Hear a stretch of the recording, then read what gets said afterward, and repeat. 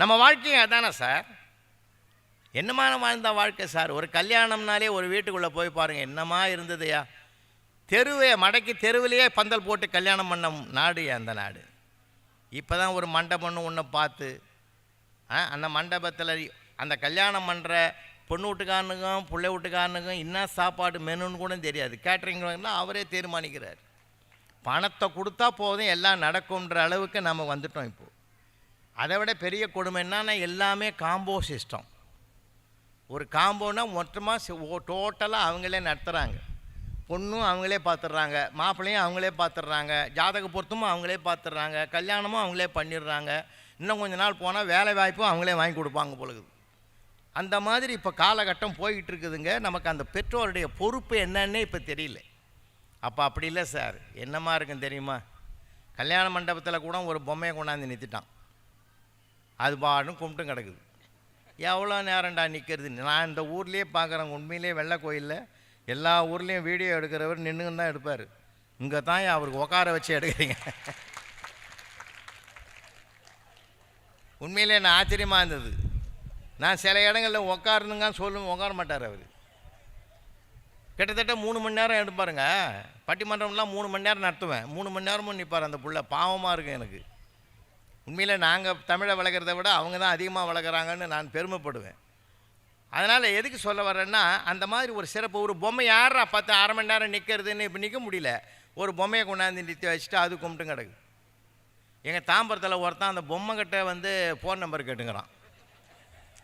நான் எவ்வளோ நேரமாக உங்கள்கிட்ட நம்பர் கேட்குறது, சீக்கிரம் கொடு போகிறேன்னு. என்ன அது இன்னொன்று இந்த பன்னீர் தெளிக்கிறதுக்கு ஒரு ராட்சச பொம்மையை வச்சுங்கிறான். அது போகிறவனை வரவனெல்லாம் மிரட்டுது. நான் ஒரு ஆளை கூட்டின்னு போனேன். அவன் அது படி ஏறும்போது அவன் பக்கமாக வந்துடுது. அவன் தலையில் வச்சு இந்த டோப்பாக பறந்து ஓடி போச்சு. அது எவ்வளோ கொடுமை, எவ்வளோ சிக்கல்.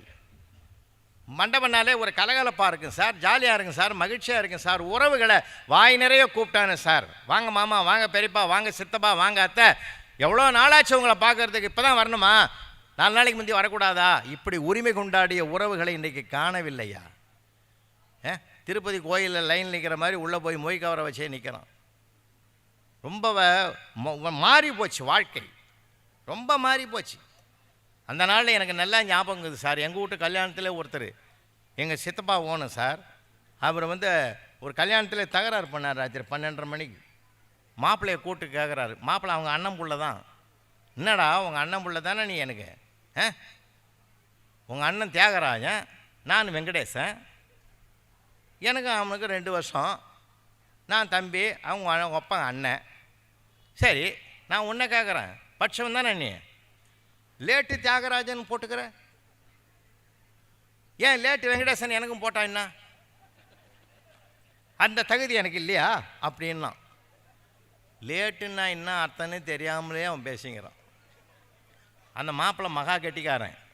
கூடிய சீக்கிரத்தில் போட்டுறேன் சித்தப்பா, காவலையே படாதீங்க, வீட்டுக்கு போடலாம் சார். கலகலப்பாக இருந்தது கல்யாண மண்டபம். ஒரு பெண்ணு அப்படின்னாலே வருத்தப்பட வேண்டியது தான், வேறு வழி இல்லை. ஒரு பெண்ணுன்னா அப்படியே ஒரு நாணத்தின் அடையாளமாக மேடையில் உட்காரும் இல்லையா? அன்னைக்கு ஒரு நாளைக்கு தான் அது ரொம்ப தலை குனிஞ்சிருக்கும். அன்னைக்கு மறுநாள்லேருந்து நம்மால் தான் தலை குனிஞ்சிருப்பான். இதெல்லாம் எவ்வளோ சுகம் சார். இப்போ அப்படி இல்லை சார். கல்யாண மேடையில் கல்யாண பொண்ணே குத்துப்பாட்டுக்கு ஆடுது. இது எந்த நாகரிகம்? நார்த் இந்தியாவிலேருந்து வந்துடுது சார். சினிமாக்காரன் கற்றுக் கொடுத்துட்டான். அவனுக்கு என்ன, ஒரு படத்தில் ஒரு சீனை அதை நடித்தா அவனுக்கு கோடிக்கணக்கில் பணம் கொடுக்குறான். அந்த ஒரு தவறான ஒன்று. இங்கே பாருங்கள், நல்ல கலாச்சாரம் எப்படி மாறி போச்சு சார். எங்கள் அப்பா காலத்தில் என்னை கூட்டின்னு போவார் சார். நான் 8வது படிக்கிற போது ஒரு ஜவுளி கடைக்கு உள்ளே போனார்னா, கிழியாத பேண்ட்டு துணியாக கூட இந்த பையனுக்கு அப்படின்னுவார். எவ்வளோ ஒன்றுன்னு? 1.5 மீட்டர் கொடுன்னுவார். அப்பயே நான் கேட்டேன் துடுக்குத்தனமா, கிழியாத துணி கேட்குற 1.5 மீட்டர் எப்படிப்பா கிழிப்பாருன்னு. ஏன்னா அந்த மாதிரி இருந்த காலம் சார். இப்போ எல்லா பெற்றோர்களையும் பிள்ளைகளுக்கு கிழிஞ்ச பேண்ட்டை வாங்கி கொடுக்குற காலமாக போச்சு. கிழியாத பேண்ட்டு வேலை குறைவு, கிழிஞ்ச பேண்ட்டு அங்கங்கே கிழிச்சு விட்டுக்கிறான் சார். இப்போ பெண்களும் அந்த மாதிரி கிழிஞ்ச பேண்ட்டு போடணும் வருதுங்க. ரொம்ப தலைகீழ போச்சு கலாச்சாரம். நம்ம ஊரில் கிராமத்தில் வயலில் தான் வரப்பு வைப்பான். இப்போ அவனு தலையிலே வரப்பு வச்சுங்கிறான். குருவி கூடு கட்டிடுமோன்னு கூட நமக்கே பயமாகுது. அந்த முடி அலங்காரம் என்ன ஒன்றுமே புரியலிங்க. ஆள் பாதி ஆடை பாதின்னு சொன்னான். ஆள் பாதி ஆடை பாதி. புருஷர்களே, உங்கள் மனைவிமாரிடத்தில் அன்பு கூறுங்கள், திருச்சபையில் இயேசு கிறிஸ்துவும் அப்படித்தான் அன்பு கூறுகிறார் என்று பைபிள் சொல்லுகிறது. குர்ஆன் என்ன சொல்லுது? பெருமானார் நபிகள் நாயகம் என்ன சொல்றார்? கணவனும் மனைவியும் சேர்ந்து வாழ்கிற வாழ்க்கை ஒருவருக்கு ஒருவர் ஆடையாக இருங்கள்னு சொன்னார். என்ன நம்முடைய தமிழ் மறை என்ன சொல்லுது? அன்பும் மரணும் உடைத்தாயின் இல்வாழ்க்கை பண்பும் பயனும் அதுன்னு சொல்லுது. அந்த இல்லற வாழ்க்கையை நம்ம ஆளுங்க பண்ணாங்க சார். அப்படி அந்த நாள் தான் நம்ம ஒரு சுகமான வாழ்க்கையை நமக்கு ஆனந்தமாக இருந்தது. அப்போது இது இல்லை அது இல்லைன்ற பாட்டுக்கே இடமில்லை. இருப்பதில் திருப்தி அடைந்தது தான் வாழ்க்கையின் வரம். இல்லாததற்கு ஏங்கிக் கொண்டிருக்கிற வாழ்க்கை வரமாகாது. ரொம்ப கஷ்டம். அப்போல்லாம் மறுவீடுன்னு உண்டு, இந்த பக்கம் இருக்குன்னு நினைக்கிறேன். மறுவீடு கல்யாணம் பண்ணால் மாமியார் வீட்டுக்கு போய் ஒரு வாரம் தங்குவாங்க மாப்பிள்ளையும் பொண்ணும். இந்த மாமியார் வீட்டில் தங்குற போது அந்த என்ன எதுக்காக? மாப்பிள்ளை வீட்டில் சோறு இல்லைன்னா, சாப்பாடு இல்லைன்னா அது கிடையாது. மாப்பிள்ளைக்கு என்னென்ன பிடிக்கும்னு பெண்ணுக்கு தெரியணுமா, அதுக்கான ஒரு ஏற்பாடு சார் மறுவீடு. மாமியார் தான் பரிமாறுவாங்க, பொண்ணுக்கு அம்மா தான் மாப்பிள்ளையை உட்கார வச்சு தலைவாழை இலை போட்டு, அதை கூட அழகாக சொன்னால் 2000 வருஷத்துக்கு முந்தி எப்படி ஒரு பெண்ணு ஒரு உபசரிக்கணும்னு. மண்ணக மடந்தையை மழைக்கொழிப்பன போல் தண்ணீர் தெளித்து தடக்கையால் தடவி குமரி வாழையன் குறுந்தகம் விரித்து அமுதம் உண்க அடிகள்னு சிலப்பதிகாரத்தில் இளங்கோவடிகள் காட்டுறார். அப்படி மாப்பிள்ளையை உட்கார வச்சு தலைவாழை இலையை போட்டு ஒவ்வொரு காயாக வச்சுருப்பான். அந்த பொண்ணு எங்கே நிற்கும் தெரியுமா? அதனால தான் அந்த காலத்தில் தூணு வச்சு பில்டிங் கட்டினோம். அந்த தூணுக்கு பின்னாடி போய் நிற்கும். ஏன்னா அம்மா பண்ணுறதெல்லாம் அது ஓரக்கண்ணால் பார்த்துக்கிட்டு இருக்கும். அம்மாவும் ஓரக்கண்ணாலே பாடம் நடத்துவாங்க. கண்ணாலே பாடம் நடத்துகிற மிகப்பெரிய அற்புத வல்லமை பெண்களுக்கு ஆண்டவன் தந்த சொத்து அது. அதனால் கண்ணாலே பாடம் நடத்துவாங்க. முதல்ல உருளைக்கிழங்கு எடுத்து வைப்பாங்க அந்த அம்மா பொரியல. அவன் எடுத்து எடுத்து சாப்பிடுவான். நோட் பண்ணிக்கோ, இவனுக்கு உருளைக்கிழங்கு பிடிக்கும். அடுத்தது புடலங்காய் கூட்டு வைப்பாங்க. கிட்டே வரமாட்டான், இவனுக்கு புடலங்காய் கூட்டு பிடிக்காது, அதை செய்யாத அப்படின்னு ஒரு நோட் பண்ணிக்க சொல்லுவாள். வெண்டைக்காய் வத்த குழம்பு, அந்த வெண்டைக்காய் அள்ளி வைப்பாங்க. அள்ளி வைக்கிற போதே எடுத்து எடுத்து இவன் அள்ளி சாப்பிடுவான். இவன் ரொம்ப வெண்டைக்காய் பிரியன், எழுதிக்கோ. ஆனாலும் மனசுக்குள்ளே அந்த அம்மா நினைப்பா, இவ்வளோ வெண்டைக்காயை அள்ளி தின்றானே, நாம் நினைக்கிற மாதிரி மூளை வளர்ச்சி அவ்வளோவா இல்லையே அப்படின்னு நினச்சி வருத்தப்பட்ட அடுத்தது தன்னை மாற்றிக்கிறா. என்ன மாற்றிக்கிறா தெரியுமா? ஒருவேளை நாம் நினைக்கிற மாதிரி மூளை அவ்வளவு வளர்ச்சி அடைஞ்சிருந்தா நம்ம வீட்டில் பொண்ணு எடுத்துருப்பானோ எடுத்துருக்க மாட்டானோ. சார் எவ்வளோ ஒரு மனப்போராட்டம், ஒரு மனப்போராட்டம். வெண்டைக்காய் பிரியன்னு எழுதிக்கோ. அந்த பொண்ணு வீட்டுக்கு வந்த உடனே, புகுந்த வீட்டுக்கு வந்த உடனே உங்களுக்கு என்னென்ன பிடிக்கும்னு கேட்கவே கேட்காதுங்க. ஏன்னா ஏற்கனவே அங்கே ஒரு வாரத்தில் பாடம் நடத்தியாச்சு அம்மா. அவனுக்கு என்னென்ன பிடிக்கும்னு அவனை கேட்காமலே சமைக்கக்கூடிய ஒரு பெண்ணாக உருவெடுப்பதற்குத்தான் அந்த மறுவீடு என்ற ஒரு அழகான சம்பிரதாயத்தை அன்றைக்கு வைத்து கொண்டாடி மகிழ்ந்தார்கள் என்றால், இன்றைக்கி அவன் நேரம் இல்லைன்றான் சார். நேரம் இல்லை, போகும்போது ஹோட்டலில் பார்சல் வாங்கி போடலான்றான். காலங்கள் மாறி கிடக்கிறது, ரொம்ப வருத்தத்தோடு சொல்கிறேன். ஆனால் அறிவுக்கும் ஆற்றலுக்கும் பஞ்சமே கிடையாது. உண்மையா இல்லையா? அறிவு அபாரமாக இருக்குது சார். இப்போ பசங்களெல்லாம் நினைக்கிறீங்க நீங்கள், இவ்வளோ நெருக்கடிலையும் அவன் என்ன நிமிர்ந்து நிற்கிறான் தெரியுமா உங்களுக்கு? ரொம்ப ஆச்சரியமான விஷயம் நிறையா இருக்குது சார். எங்கள் தாம்பரத்தில் ஒரு பெரியவர் இருக்கார். அவரை எல்லாரும் பார்த்தாலே பயப்படுவான். ஏன்னா அவர் குதர்க்கமாக கேள்வி கேட்பார் சார். யாரை பார்த்தாலும் குதர்க்கமாக கேள்வி கேட்பார், ஏடா கூடமாக கேள்வி கேட்பார். இவன் என்ன கேட்டுற போகிறாருன்னு பயந்துக்கினே ஓடிவிடுவான். அன்றைக்கி அவர் நேரம் அந்த ஸ்கூலில் ஒரு ஸ்கூலுக்கு, அப்புறம் ஒரு ப்ரைவேட் ஸ்கூலுக்கு அங்கே படிக்கிற பையன் ஒருத்தன் போயிட்டு இருந்தான். அவனை கூப்பிட்டாரு டீ கடையில் உட்காந்து பெஞ்சில். இங்கே வாடா, உன் பேர் என்ன? ரமேஷ் சார். என்ன கிளாஸ் படிக்கிற? 8ஆம் கிளாஸ் படிக்கிறேன் சார். என்ன மார்க்கு? சார் 8th குரூப்லேயே நான் தான் சார் ஃபஸ்ட் ரேங்க்கு. ஓ, அவ்வளோ பெரிய அறிவாளியா? நான் கேட்குற கேள்விக்கு பதில் சொல்லு பார்ப்போம். கேளுங்க ஐயா. கல்கத்தாவிலேருந்து நான் டெல்லிக்கு 800 கிலோமீட்டர் வேகத்தில் ஃப்ளைட்டில் போகிறேன். அப்போன்னா என் ஏஜ் என்னான்னாரு. கொஞ்சம் யோசிங்க, இந்த கேள்விக்கு ஏதாவது அர்த்தங்குதா? கல்கத்தாவிலிருந்து டெல்லிக்கு ஃப்ளைட்டில் போகிறாராம் 800 கிலோமீட்டர் வேகத்தில். அப்படின்னா என் வயசு என்னான்னு கேட்குறாரு. பார்த்தான், ஒரு நிமிஷத்துலேயே சொல்லிடுறேன். சொல்லிவிட்டு எக்ஸாக்ட்லி உங்களுக்கு 60 வயசு என்ன கட்டி பிடிச்சினார் பெரியவர். எப்படா கண்டுபிடிச்ச? நீ ஸ்கூல் ஃபஸ்ட்டுன்றதை நான் ஒத்துக்கிறேன்டா, உண்மையிலே ஒத்துக்கிறேன்டா. இப்போ உண்மையிலே எனக்கு 60 தான்டா. எப்படா கணக்கு போட்டேன்னு. அதெல்லாம் ஒன்றும் இல்லை. எங்கள் வீட்டில் ஒரு அண்ணங்கிறான், அவன் உங்களை மாதிரியே ஏடா கூடமாக பேசுவான். நாங்கள் எல்லாரும் அவனை அரக்கிருக்குன்னு கூப்பிடுவோம். அரக்கிருக்குக்கு 30ன்னா முழுக்கிருக்குக்கு 60 தானேன்னு நான் கணக்கு போட்டேன்னா. அவர் டைரி எடுத்து எழுதிக்கினார், இனி என் வாழ்நாளில் இனிமேல் ஒருத்தனையும் கேள்வி கேட்க மாட்டேன். அவன் தான் சுவாமிநாதன், தகப்பன் சுவாமி. அறிவுக்கு பஞ்சமே கிடையாதுங்க, ஆற்றலுக்கு பஞ்சமே கிடையாது. நான்லாம் ஆசிரியர் பணியில் 36 ஆண்டுகள் இருந்தவையா.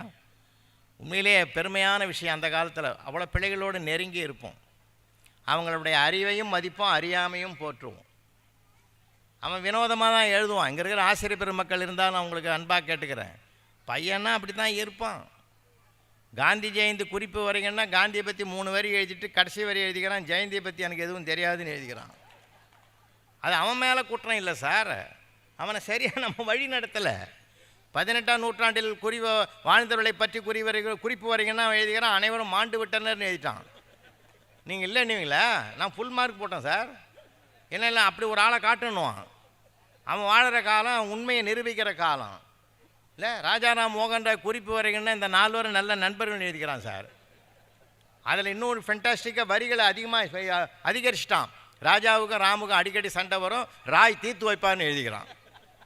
அவன் என்ன நினச்சிங்கிறான் ஏது நினச்சிங்கிறான்னு யாருக்கு தெரியும்? கொஞ்சம் யோசனை பண்ணி பாருங்கள். ரொம்ப ரொம்ப ரசிங்க. தவறுகளை சுட்டி காட்டி அவனுடைய கற்பனைகளை உடைத்து விடாதீர்கள். தவறையும் சுட்டி காட்டுங்க. இதை நல்ல விதமாக சிந்திடான்னு சொல்லுங்கள், நல்ல விதமாக சிந்திடான்னு சொல்லுங்களேன். ஒவ்வொரு திறமையில்லாதவர்கள் இந்த பிரபஞ்சத்தில் படைக்கப்படுவதே இல்லை. அதை நினைவில் வச்சுங்க. நான் எல்லாத்தையுமே ரசிப்பேன். ரொம்ப ரொம்ப அவனை பக்கத்தில் கூட்டு வச்சு ரொம்ப ரசிப்பேன். நீங்கள் யூடியூப்பில் போனீங்கன்னா அந்த பேச்செல்லாம் கேட்கலாம். இருந்தாலும் நான் ரொம்ப ரசித்தது எதுன்னு என்னுடைய வாழ்க்கையில் நடந்தது. அது அப்படியே அனுபவத்தில் புத்தகத்திலையும் எழுதியிருந்தேன். நான் 6ஆம் வகுப்பு படிக்கிற பையன். நீங்கள் பேப்பர் திருத்தும் போது டீச்சருங்களுக்கெல்லாம் நிறைய விஷயங்கள் தெரியும். நான் கும்பகோணத்தில் ஒரு +2 பேப்பர் திருத்தத்துக்கு போயிருந்த போது நடந்தது யாது. ஒருத்தன் ஆன்சர் எழுதிக்கிறான், சார் கர்த்தரே இந்த பேப்பர் திருத்த ஒரு பக்கத்தில் உட்கார்ந்து அவரை ஆசீர்வதியும். நான் எழுதிய இந்த விடைக்கு முழு மதிப்பெண் அளித்து என்னை தேர்வில் வெற்றி பெறுவதற்கான அருளாசி அவருக்கு வழங்குமாறு கேட்டுக்கொள்கிறேன் அப்படின்னு எழுதிக்கிறான். அது ஒரு ஆன்சர் மாதிரி எழுதிவிட்டான். அந்த மாதிரி பசங்கள்லாம் நாங்கள் நிறைய சந்திச்சிருக்கிறோம் சார். அதனால தான் பூகம்பம் எப்படி வரும்னு கேட்டபோது ஒருத்தன் எழுதியிருந்தான், வானம் வெடித்து சிதறும், பூமி பிளக்கும், கடல் கொந்தளிக்கும், பெருக்கெடுத்தும் ஓடும் வெள்ளத்தில் எங்கள் தமிழையா முதலில் போய் விடுவான்னு எழுதினான். அட சண்டாள பாவி, என்ன முதல்ல எழுதிக்கிறடா. அதுக்கு பின்னாடி அடுத்த வரி பாருங்கள் சார்னா, அவரை சேர்ந்து ஆடு மாடுகள்லாம் போகணும்னு எழுதிக்கிறான். ஏன்டா என் கூட நீ கூட வரமாட்டியா, அதுங்க தான் அனுப்புவேன்னா. இப்படிலாம் எழுதுறிய மனசாட்சி இருக்குதான்னு கேட்டேன் சார். ஓன்னு அழுதான் சார். எனக்கே மனசு கெட்டு போச்சு. சின்ன பிள்ளை பாவம், இவனை போய் நம்ம துன்புறுத்திட்டோமேன்னு சொல்லி, சரிடா விடு, செய்த தவறுக்கு எவர் ஒருவன் வருந்தி அழுகிறானோ அதை விட மன்னிப்பு உலகத்தில் எதுவுமே இல்லை. அதனால் நான் மன்னிச்சுட்ட விட்றான்னு. நான் அதுக்கு அழுவலை, பின்ன எதுக்குடா அழுதேன்னு. நீ படிச்சு பார்த்து திருத்துவேன்னு நான் நினைக்கவே இல்லைன்னா. குழந்தையும் தெய்வமும் குணத்தால் ஒன்றுன்னா. நீங்கள் சாதாரண நினைக்கிறீங்க. ஒரு ஆணையோ பெண்ணையோ உருவாக்கி உலகத்துக்கு தருவது 2. ஒன்று வகுப்பறை, இன்னொன்று கருவறை இல்லையா? கருவறை 10 மாத பந்தம், வகுப்பறை 16 ஆண்டுகள் பந்தம். 2 இடமும் சரியாக இருந்ததுனாக்கா ஒரு உலகத்தில் தலை சிறந்த மனிதனை நீங்கள் சந்திக்கலாம். இந்த 2 தான் மிகப்பெரிய பொறுப்பு. அதனால தான் மாதா பிதா குரு தெய்வம்னா. ஒரு மனிதனுக்கு நல்ல வாழ்க்கை அமையணும்னா அந்த 2 இடமும் சரியாக இருக்கணும் சார். அந்த பிள்ளைகள் உறவுகளுக்கு மத்தியில் ஒவ்வொரு உறவுகளிடத்திலும் ஒவ்வொன்றை கற்றுக்கொள்ளுகிறான். அவன் கற்றுக்கொள்வது வாழ்நாள் முழுவதும் கற்றுக்கொள்ளணும் சார். வாழ்நாள் முழுவதும் கற்றுக்கொண்டது போதும் என்று எவர் ஒருவர் நிறுத்தி கொண்டாரோ அவரால் உயர முடியாது. வாழ்நாள் முழுவதும் கற்றுக்கொண்டே இருக்க வேண்டும். அதுதான் மானுடத்துக்கு இருக்கிற மகத்தான சிறப்பு இல்லையா? எதில் வெள்ளையனே வெளியேறுகின்ற ஒரு இயக்கத்தின் மூலமாக மட்டும் இந்திய தேசத்தினுடைய விடுதலையை பெற்றுவிடவில்லை மகாத்மா காந்தியடிகள். எத்தனை எத்தனை வடிவங்களை எடுத்தார். இன்னும் சொல்ல போனால் வாழ்க்கையை வரமாக்கிக் கொள்ளுகிற பக்குவம் அவருக்கு எப்படி வந்தது தெரியுமா? அவமானங்களை எல்லாம் வெகுமானங்களாக அவருடைய மனோம நிலையில் ஏற்றுக்கொண்டதனால் தான் இந்த வெற்றியை அவரால் சந்திக்க முடிஞ்சது. நம்ம ஒரு சின்ன இதுக்கு கவலைப்படுறோமே. தென்கட்சி சுவாமிநாதன் தமிழறிஞர், மூத்த தமிழறிஞர், எவ்வளோ பெரிய அறிஞர் அவர். ஐயாவோட நான் 8 ஆண்டுகள் பயணம் பண்ணவேன். அவரை மாதிரி ஒரு மனித தெய்வத்தை பார்க்க முடியாது இலக்கிய உலகத்தில். ரொம்ப அற்புதமான மனிதர். குற்றால அருவியில், தென்காசியில் பேசிட்டு குற்றால அருவியில் குளிக்க போகிறோம். அப்போ அவரோட கூட படித்த 2 பேர் அங்கே வந்திருக்கிறாங்க. அப்போ சொல்கிறாங்க, ஏ சாமிநாதா, இந்த அருவி கொட்டுற உயரமான இடத்துல நீ போய் உக்காந்து இன்று ஒரு தகவல் சொன்னால் எப்படி இருக்கும்னாங்க. ஐயா சிரிச்சுக்கிட்டே சொன்னார், நல்லா தான் இருக்கும், நீ என் வீட்டுக்கு தகவல் சொல்ல வேண்டியிருக்கும்னாரு. அது தாக்குதலை தாங்குதலாக மாற்றுகிறார் பார்த்தீங்களா? இந்த பக்குவம் நமக்கு வேணும் சார். உடனே சண்டைக்கு போயிடுறோம். நம்ம யாரை பார்த்து என்ன கேள்வி கேட்ட? உன்னை சாதிக்கணும்னா அன்பை மையப்படுத்த வேண்டும். அதனால தான் வள்ளுவர் அன்பு தாண்டா குடும்பத்தின் ஆதாரம்னார். வேர், வெளியில் தெரியாத வேர் அன்பு. அந்த அன்பை கையில் எடு. அதனால தான் சார், இந்த தெரிஞ்சிருந்தால் நினைவுபடுத்துகிறேன், 6ஆம் கிளாஸ் படிக்கிற பையன் பக்கத்தில் கை கட்டி பவ்யமாக நின்னான் சார். அவங்ககிட்ட தான் நான் கற்றுக்கிட்டேன் ஒரு செயலை எப்படி செய்து கொடுப்பதுன்னு. என்னடா அப்படி நிற்கிற சார், ப்ளீஸ் சார். இந்த பள்ளிக்கூடத்திலே நீங்கள் ரொம்ப நல்லவன்னு எல்லாம் பேசிக்கிறாங்க. ஏன் திடீர்னு ஒன்று சொல்கிறேன்? 33 போட்டுக்கிறீங்க, ஒரு 2 மார்க் போட்டிங்கன்னா எங்கள் வம்சத்திலே நான் பாஸ் பண்ணிடுவேன் சார். அவன் என்ன வம்சம்னு எனக்கு தெரியாது. எனக்கு பகீர்னு ஆகிட்டுது. என்னடா அவன் பெரிய பெரிய வார்த்தையெல்லாம் பேசுகிறானே, சரி போட்டுடலாம் அப்படின்னு நினைக்கிறதுக்குள்ள அவனுக்கு சப்போர்ட் பண்ண ஒருத்தன் வந்துட்டான் சார். என்னடா ஐயா கிட்ட போய் வளவல்னு பேசுகிறேன்? யார் தெரியுமா அவர்? டிவிலாம் பேசுகிறவர், நல்ல மனுஷன்டா. என்ன கேட்ட? 2 மார்க் கேட்டேன்டா. ஓடா, அவருக்கு தெரியாதா? இன்றைக்கி இருக்கிறவன் நாளைக்கு இல்லைன்னு தெரியாது அவருக்கு. போடுவார்ரா. போய் அவரை போய் 2 கேட்குற. அவர் தகுதி என்ன? 5 போடுவார் கம்முன்னு இரு சார். 2 வழியில்னு தானே விட்டேன், 5 போட சொல்லிட்டான் சார். அவன் இனியவரான் ஒருத்தன் வந்து மாத்திர போகிறான்னு வடகடன்னு வாங்கி எங்கள் வாத்தியாரங்களுக்கு தெரியும் எங்கெங்கே போடணுன்னு. இங்கேயும் அங்கேயும் சூழ்ச்சி அரையாக போட்டு போட்டு 33 38 ஆக்கி அவன் விருப்பப்படியே கையில் கொடுத்தான் சார். பேப்பரை வாங்கிக்கிட்டு 2வது வந்தான் பார்த்தேன். அவனை பார்த்து அவன் சொல்கிறான், என்னமோட உன் புண்ணியத்தில் நான் பாஸ் ஆகிட்டேன்ட்டு போகிறான் சார். போட்டது நான், புண்ணியம் அவனுக்கு. எத்தனை கோடி இன்பம் வைத்தாய் எங்கள் இறைவா, எத்தனை கோடி இன்பம் வைத்தாய் எங்கள் இறைவா. சின்ன சின்ன விஷயங்கள் தான் சார் மகிழ்ச்சி கிடக்குது. பெரிய பெரிய விஷயங்களில் வெற்றி இருக்குது. பெரிய பெரிய விஷயங்களில் வெற்றி இருக்குது, சின்ன சின்ன விஷயங்களில் மகிழ்ச்சி இருக்குது. மகிழ்ச்சியாக பேசுவோமா? குழந்தைங்கிட்ட நம்ம பேசியிருக்கோமா? வீட்டுக்கு போன உடனே அவனுக்கு பிடிக்காத வார்த்தையை தான் கேட்குறோம். ஹோம்ஒர்க்கு எழுது, அவன் நம்மளை எதிரி மாதிரி பார்க்குறான்.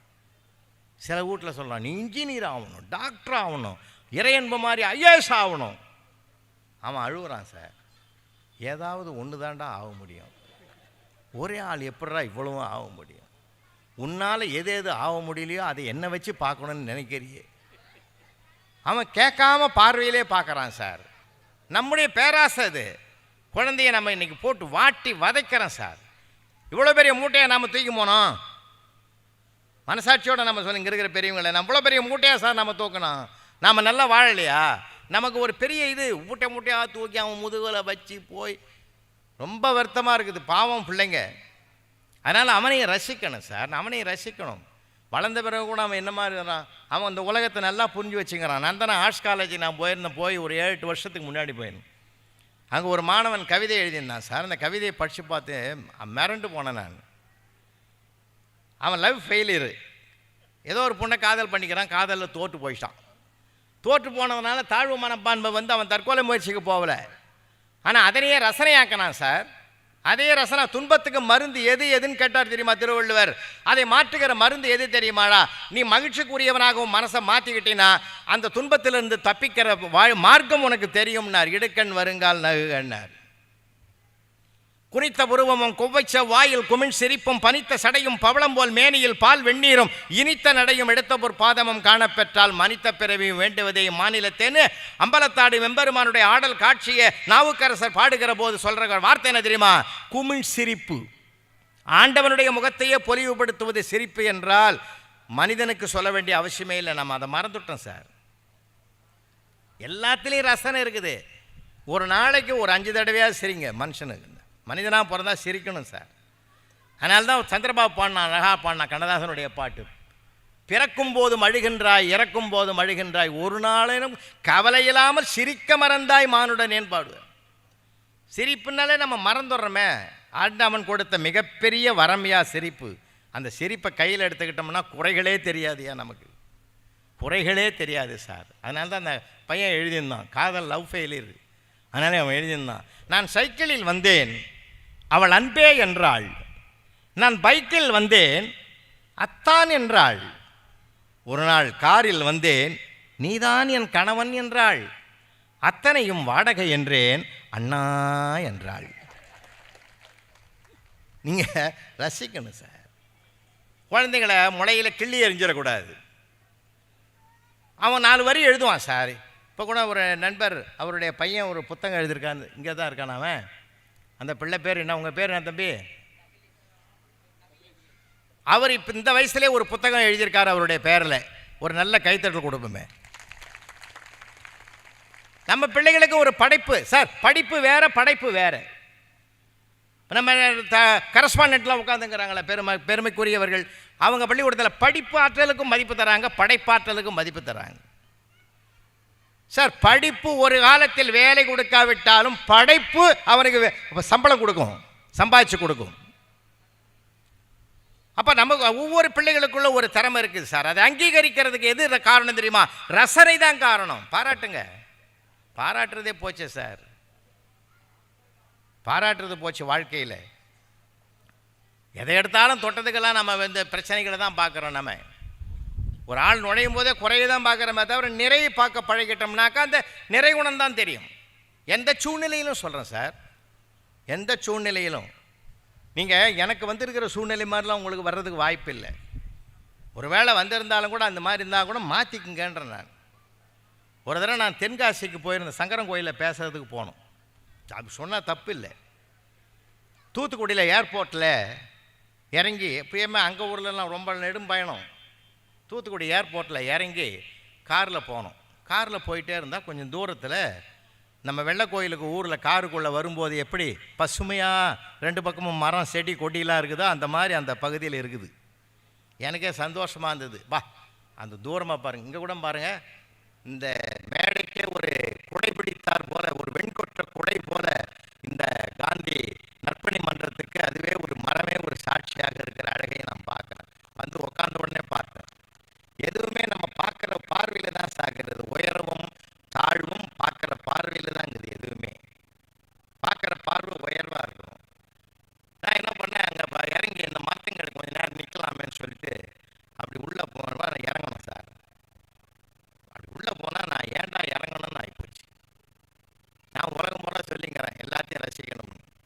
அங்கே ஒரு வேள்வியே நடக்கிறதுக்கான ஆயத்தங்கள் நடக்குது.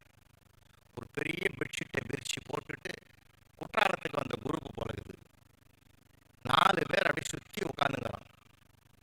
ஆளாளுக்கு ஒரு ஃபுல் பாட்டில் அங்கே இருக்குது. அது வேள்வி தீர்த்தம். சுற்றி பதார்த்தங்கள் சாப்பிட்றதுக்கெல்லாம் வச்சிருக்கிறோம். அது யாகத்தில் கொட்டுற பொருள்கள். அப்படி உட்காந்துங்கிறான் சார். எல்லாம் கிளாஸ்லேயும் ஊற்றிவிட்டான். நான் இறங்கி அப்படி பார்த்தா என்ன அதில் வருதுன்னு தெரிஞ்சவன் பார்த்துட்டான். டே நம்ம சார் வர்றாரா, புலவரையா வர்றாரா, அருமையான நேரம், ஒரு நகைச்சுவை சொல்லுவார், இப்போ நம்ம தொடங்குவோம்லாம். இந்த நெருக்கடி நிர்பந்தம் யாருக்காவது வருமாறுன்னு எனக்கு வந்தது. ஏன்டா இங்கே வந்தோன்னு ஆகிப்போச்சு. அவன் சொன்னானா, சொல்லிட்டு என்ன பண்ணால் நான் அவனை உத்து பார்த்தேன். அந்த கிளாஸில் ஆளாளுக்கு ஒரு ஆள்காட்டி விரல உள்ளே விட்டு 2 சொட்டு எடுத்து பூமாதேவிக்கு விட்டான். 4 பேரும். அப்போ தான் நான் சொன்னேன், 6ஆம் கிளாஸில் படிக்கிற போது ஹிஸ்ட்ரி வாத்தியார் சொன்னார், பூமி சுற்றுதுன்னாரு. நான் இன்றைக்கி தான் அதுக்கு என்ன காரணம்னு கண்டுபிடிச்சேன். உலகத்தில் இருக்கிற 650 மில்லியன் கோடி மக்களும் ஆளாளுக்கு 2 சொட்டு விட்டான்னா ஏண்டா பூமி சுத்தாது அப்படின்னு. அதில் ஒருத்தன் சொன்னால் இதை விட நகைச்சுவை உலகத்திலே கிடையாது அட்ரான்னு ஆரம்பிச்சிட்டான் சார். இங்கே நமக்கு எதிரான சூழ்நிலையை கூட பாதகமாக நினைப்பதை விட சாதகமாக பார்க்க பழகிவிட்டால் பகையே வருவதற்கு வாய்ப்பில்லை. அதனால தான் பாரதி சொன்னான், பகைவனுக்கு அருள்வாய் நன்னெஞ்சே. வாழ்க்கையில் ஜெயிக்கிறதுனா லேசான விஷயம் இல்லை சார். காந்தி எவ்வளோ கஷ்டப்பட்டுருக்கிறார் உங்களுக்கு தெரியுமா உங்களுக்கு? அதனால தான் சொன்னேன், நகைச்சுவை ஹியூமர் வாழ்க்கையில் நம்மளை புனிதமாக்கும். இப்போ நாளை நைட்டு நான் சிங்கப்பூர் கிளம்புறேன், நாளன்னைக்கு அங்கே பேசுகிறேன். தெரியும், அருணுக்கு தெரியும், நண்பர்களுக்கு தெரியும், ஆதிக்கும் தெரியும். நான் ஏன் இதை சொல்கிறேன்னா, 20 ஆண்டுகளுக்கு முந்தி அதே சிங்கப்பூரில் போகும்போது நாங்கள் 3 பேர் போனோம் சார். ஒற்றுமையாக வாழ்வர்கள் தமிழர்கள் என்பதற்காக 3 பேரும் கைகோத்துக்கிட்டு ஒரு இடத்த ரோடை கடந்து அப்படி போனோம். அந்த ரோடை அந்தாண்ட பக்கம் வந்திருந்தவர் காரில் இறங்கினார். காரை விட்டு இறங்கி ஓடி வந்து என் தமிழ்நாட்டு தங்கங்களா அப்படின்னார். நான் கேட்டேன், யாரும் பார்க்கல, பேசலை, பழகலை, பேர் கூட தெரியாது, ஊர் கேட்கல, எப்படி நீங்கள் எங்களை தமிழ்நாடுன்னு கண்டுபிடிச்சிங்கன்னு. எந்த இடத்துல ரோடை கிராஸ் பண்ணக்கூடாதோ அங்கே கிராஸ் பண்ணி வந்தீங்கன்னா அது நம்ம ஆளாக தான்டா இருக்குன்னு நாங்கள் முடிவு பண்ணோம். இப்போ அதுக்காக வருத்தப்பட்டு உட்காந்து கிடக்க முடியுமா? சொல்லுங்க பார்ப்போம். எல்லாத்தையும் அது ஒரு பாடம், அனுபவ பாடம் சார். அறிவு பாடம் வேறு, அனுபவ பாடம் வேறு. நம்ம பெரியவங்க நம்ம கற்றுக் கொடுத்ததெல்லாம் அனுபவ பாடங்கள். பிறப்பெனப்படுவது யாதனை கேட்டேன் பிறந்து பார் என்று இறைவன் சொன்னான். இறப்பெனப்படுவது யாதனை கேட்டேன் இறந்து பார் என்று இறைவன் சொன்னான். மனையாள் சுகம் யாதனை கேட்டேன் மணந்து பார் என்று இறைவன் சொன்னான். நட்பெனப்படுவது யாதனை கேட்டேன் பழகிப்பார் என்று இறைவன் சொன்னான். அனைத்தும் நான் அனுபவித்துத்தான் அறிய வேண்டும் என்றால் ஆண்டவனே நீ எதற்கு என்றேன். ஆண்டவன் சற்று அருகே வந்து அந்த அனுபவம் என்பதே நான் தான் என்றான் அப்படின்னு கவியரசு கண்ணதாசன் சொல்கிறாருன்னா, அந்த அனுபவத்தின் சிகரங்கள் பெரியவங்க. இன்றைக்கும் உங்களுக்கு வீட்டில் அப்பா அம்மா இருந்தால் சந்தோஷமாக இருங்க ஐயா, அவங்க சுமை இல்லையா, அவங்க தான் சுகம். தாத்தா பாட்டி இருந்தால் இன்னும் பெருமைப்படுங்க, இன்னும் நீங்கள் நல்லா இருப்பீங்க வாழ்க்கையில். அந்த உறவுகளை காப்பாற்றுவது தான் வாழ்க்கையே. நான் ஒன்று கேட்குறேன் சார், இந்த பிறவி நிஜம். புத்தர் நமக்கு சொன்னது என்ன தெரியுமா? வினாடிக்கு வினாடி வாழ பழகு. அடுத்த செகண்ட் என்ன நடக்குன்னு யாருக்குமே தெரியாது. இல்லை, கோடி கோடியாக குவிச்சு வச்சோம். 300 கோடி சொத்து யாருக்கு? இருட்டுக்கடை அல்வா ஓனருக்கு. திருநெல்வேலியில் அவர் கடைக்கு பேர் இருட்டுக்கடை அல்வான்னு ஃபேமஸ். அது 300 கோடி ரூபாய் சொத்து. முதல் நாள் வரைக்கும் குடும்பமே அவரை கொஞ்சி மகிழ்ந்தது. கொரோனா அவருக்கு வந்துட்டுதுன்னு சொன்னான் ஒருத்தன். கட்டின மனைவியிலேருந்து பெத்த பிள்ளையிலேருந்து விலகி ஓடிட்டாங்க. அந்த ஒரு ஷாக்கிலேயே அவர் இறந்துட்டார் சார். ஏன்னா கொரோனா பாதித்து இறந்தவனை விட பயந்து போனவன் தான் அதிகமாக இந்த நாட்டிலேயே. அப்போ அவர் புரிஞ்சினார், அத்தனை கோடி இருந்தும் அவர் அங்கே காப்பாற்ற முடியல. நம்முடைய வாழ்வியல் தத்துவங்கள் அதுதான் சார் சொல்லுது. இருக்கும்போது வாழப்பழகு. இருக்கும்போது உறவுகள், இந்த மாதிரி உறவுகள் நமக்கு என்னைக்கு கிடைக்கும்னு சந்தோஷப்படும். உறவுகள் பகைவனே இருக்க மாட்டான் சார். உறவுகளை எந்தமா அம்மா அப்பா அதே அடுத்த பிறவினை இருக்குதுன்னு வச்சிங்களேன் ஒரு கற்பனைக்கு. இதே அம்மா அப்பாவுக்கு வருவாங்களா, இதே உறவு அண்ணன் தம்பி வருவானா, இதே சம்சாரம் வரும் சார். கிடைச்ச இருக்கிறது திருப்தியாக வாழக்கூடாது. என்ன பார்த்தீங்கன்னா அன்றைக்கி வாழ்க்கையை வீணாக்கிக்கிற சமூகமாக இருக்குது சார். டைவர்ஸ் கேஸ் எப்போ பார்த்தாலும், விவாகரத்து, தாலியை கட்டி ஆணியில் மாட்டுது. இல்லை, அது என்ன சார் பேஷன் பொருள். அது எவ்வளோ புனிதமாக வச்சுருந்தான். நான் ஒன்றை நினைவில் வைங்க, ஒன்றின் மீது தெய்வப்பற்றை ஏற்றி வைத்து அதை புனிதமாக கருதுகிற வரையில்தான் எதுவும் பெருமைக்குரியதாக போற்றப்படுகிற போது தான் அந்த வாழ்க்கை சுகமாக இருக்கும். இதில் என்ன இருக்குதுன்னு நம்ம கேள்வி கேட்டோம்னா வாழ்க்கை போச்சு. ஆணியில் மாட்டுதா, தூக்கி கடாசுது, இந்தா நீ தான் இதை தானே கட்டிட்ட, இந்த மூஞ்சில் அடிச்சு போ. இப்போது காலம் அது புரட்சி இல்லையா? அது வாழத் தெரியாத எவனோ வழிதவறி போன செயலையா அது? அதை நம்ம இந்த பிள்ளைகள் பார்த்துட்டு அது மாதிரி நாமும் செய்யதோ என்னான்னு இன்றைக்கி பண்ணுது சார். ரொம்ப வருத்தமாக இருக்குது சார். கோர்ட்டில் விவாகரத்து கேட்டு ஒருத்தன் போய் நிற்கிறான். ஜட்ஜ் ஐயா தீர்ப்பு எழுதும்போது சொல்கிறார், மறுபடியும் சொல்கிறான், வாய்ப்பு கொடுக்குறான், பேசுடா, போய் பேசி பழகு. மறுபடியும் சேர்ந்து வேணாம் சாமி, 10 வருஷமாக நான் வாழ்ந்தது போதும், முடியாது. கடைசியாக ஒரு சான்ஸ் தரம் போட வேணவே வேணாம். தீர்ப்பு எழுதுனா நீ வருத்தப்படக்கூடாது, எதை வேணால் எழுது. அப்புறம் படித்தார், உனக்கு உன் மனைவிக்கு வாகரத்து கொடுத்துட்றான், அடுத்த மாதத்துலேருந்து உன்னுடைய சம்பளத்தில் ஜீவனாசமாக பாதியாக அவளுக்கு கொடுக்கணும். அவன் சிரிக்கிறான், சார் குற்றவாளி கூண்டிலேருந்து. இதை கேட்டு நீ அதிர்ச்சி அடைவேன்னு நான் பார்த்தேன். அடா நீ வேற ஒன்று, 10 வருஷமாக முழுசாக கொடுத்துன்னு இருந்தேன், அடுத்த மாதத்துலேருந்து எனக்கு பாதி கிடைக்குது. இந்த மாதிரி ஒரு தீர்ப்பு வரும் தெரிஞ்சுதான் 5 வருஷத்துக்கு முந்தையே கேஸ் போட்டிருப்பேன். அவன் மனசுக்குள்ளே எவ்வளோ போராட்டம் இருந்துருக்குதுன்றது அவருக்கு அப்போ தான் தெரியும். சந்தோஷமாக இருப்போம் சார் வீட்டில். எல்லாம் குற்றமே பார்க்காதீங்கன்ற சின்ன சின்ன குற்றங்களுக்கு போய் நம்ம ஏன் சார் வீணாக வாழ்க்கையை கெடுத்துக்கணும்?